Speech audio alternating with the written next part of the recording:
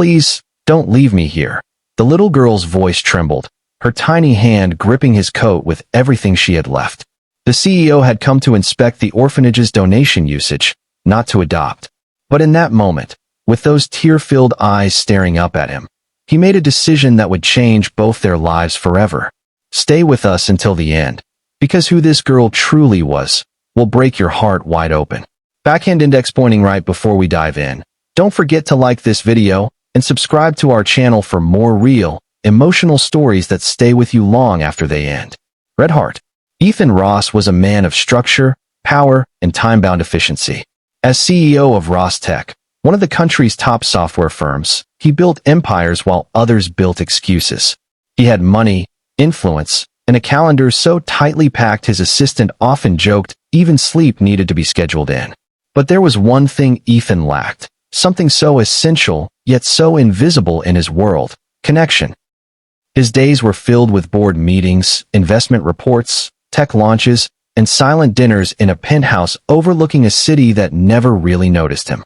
So when his publicist suggested a visit to the St. Grace Orphanage as part of a charity campaign, he agreed, more out of obligation than compassion. The headlines had started painting him as cold, disconnected from real-world struggles.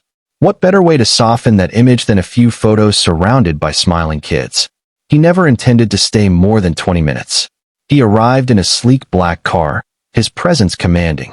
The orphanage staff greeted him with practiced warmth, trying their best to mask the peeling paint, broken tiles, and the quiet desperation that filled the halls like invisible smoke. Ethan nodded politely, shook hands, handed over the oversized check, and let his assistant snap the staged photos. And then he heard it. A sob. Not loud, but gutting. He turned his head slowly, curiosity tugging at the edge of his otherwise composed expression. Tucked in the far corner of the common room, hidden behind a faded curtain and an old shelf of worn-out toys, sat a little girl, knees to her chest, cheeks red, eyes wide and brimming with tears. No one else seemed to notice her. "Who's that?" he asked, narrowing his gaze. The headmistress hesitated, visibly uncomfortable. "Oh, that's Emma. She's quiet. Doesn't talk to many people. Been here since she was 5. Ethan tilted his head. "How old is she now?" 8. 3 years. 3 birthdays in this place." He stared at her, not with pity, but with a strange pull, like his soul recognized something even his mind hadn't caught up to yet. He walked over, quietly, slowly, kneeling beside her. "Hey." Emma didn't look up. "You okay?" She wiped her eyes, but didn't answer. He glanced at the threadbare teddy bear clutched in her arms, one ear missing, a button for an eye. There was a sadness in her that felt too heavy for such a small frame. He reached into his coat pocket, awkwardly pulling out a protein bar, all he had. "Hungry?" She finally looked up. Just one glance. But that glance wrecked him. Those eyes, big, ocean gray, with specks of green, were hauntingly familiar. For a split second, Ethan froze. He'd seen those eyes before. But where? She took the bar, mumbling a barely audible "thank you." "You don't like it here?" he asked. Her bottom lip trembled as she shook her head. Then came the whisper that cracked something inside him. "Please don't leave me here." It wasn't just a plea. It was a surrender. He turned sharply toward the headmistress. "What's the process for adoption?" She blinked. I beg your pardon. I want to adopt her. Today. Right now. "Mr. Ross, these things take time, and then start the time. Because I'm not leaving without her." The entire orphanage went still. Later, his assistant whispered frantically as they drove away with Emma in the back seat, fast asleep against the car window. "Sir, this is impulsive. You're not even married. Do you even know how to be a father?" Ethan looked out the window, jaw tight. "No, but I know how to love something I didn't know I needed until I found it." Emma's first night in the penthouse was quiet. She sat on the edge of the huge, soft bed like it wasn't real. Every room was bigger than the orphanage's entire first floor. She stared at the window view like it was a painting. Ethan, unsure what to say or do, brought her a cup of warm milk. "You like the stars?" She nodded. "My mom used to say they're the souls of the people watching over us." Emma looked up slowly. "Do you have someone watching over you?" Ethan hesitated. "I did. A long time ago." Silence. Then, "Me too," she whispered. He nodded. "Well, maybe we can watch over each other now." Her eyes lit up just slightly. That was the first night she smiled. Just a little. But enough. Days turned into weeks. Ethan rescheduled meetings. His staff were stunned. The man who never left his desk now took afternoons off to pick up a little girl from school. The boardroom turned into a playroom when she was around. He started learning things he never had time for. Bedtime stories, hair braiding YouTube tutorials, dance recitals, field trip chaperoning. It wasn't smooth. She had nightmares. He had doubts. But they kept showing up for each other. Every day. Until one day, while looking through her file during a school application, Ethan found something that made his hands go cold. The mother's name. Isabel Green. His heart stopped. Isabel.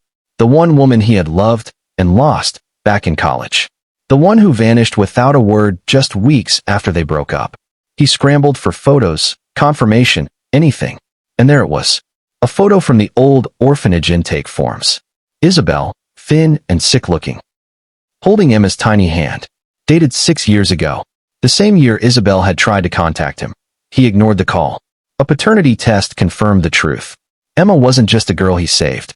She was his daughter. He fell to his knees in his office, overwhelmed with guilt and wonder. I almost didn't come to that orphanage, he whispered aloud. I almost missed her.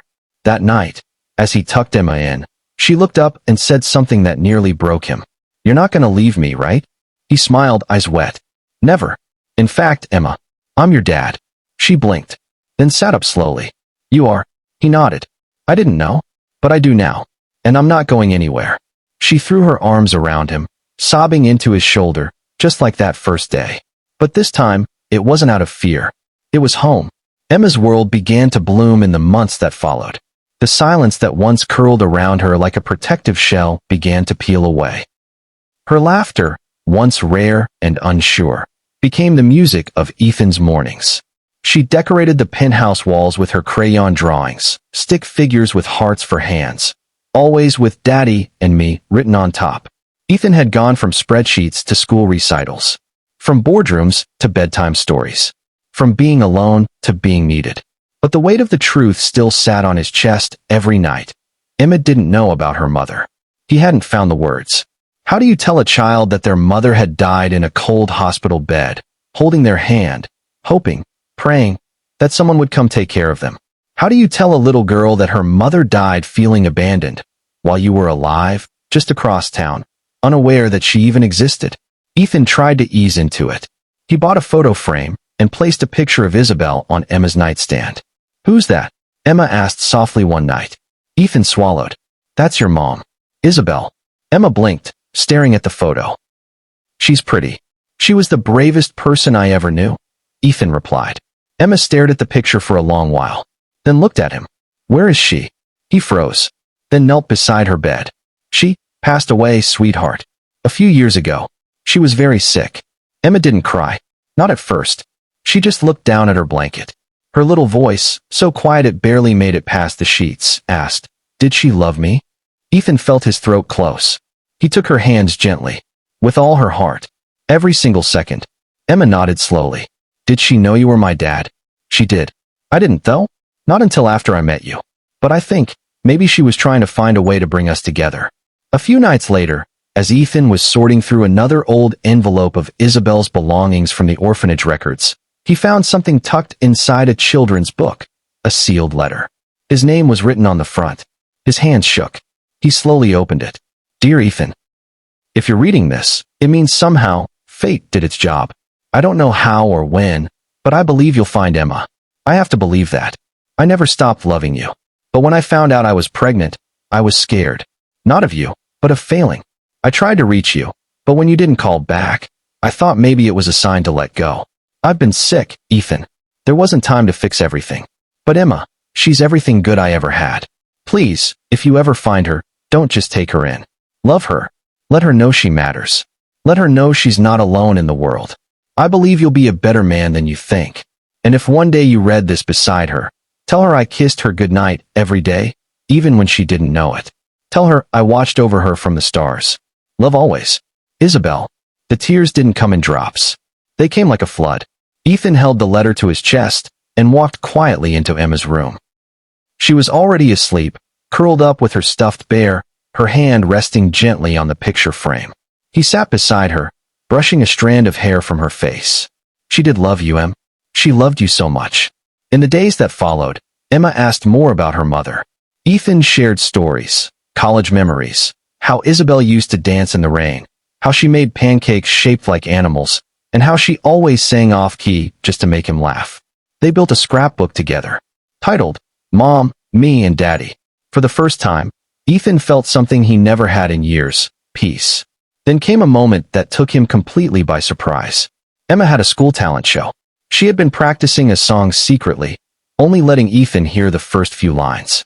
When the night came, she stepped onto the stage, her little hands shaking, the spotlight so bright she almost turned around. But then she saw Ethan in the front row, his smile, his thumbs up, his presence. And she sang. Musical note, please don't leave me here, alone in the dark. But if you have to go, leave a piece of your heart. Musical note. The entire room fell into a hush. Her voice was soft, but filled with a strength no one expected from a girl so small. Musical note. I found a star, I found a light, and someone who held me tight. You brought me home when no one cared.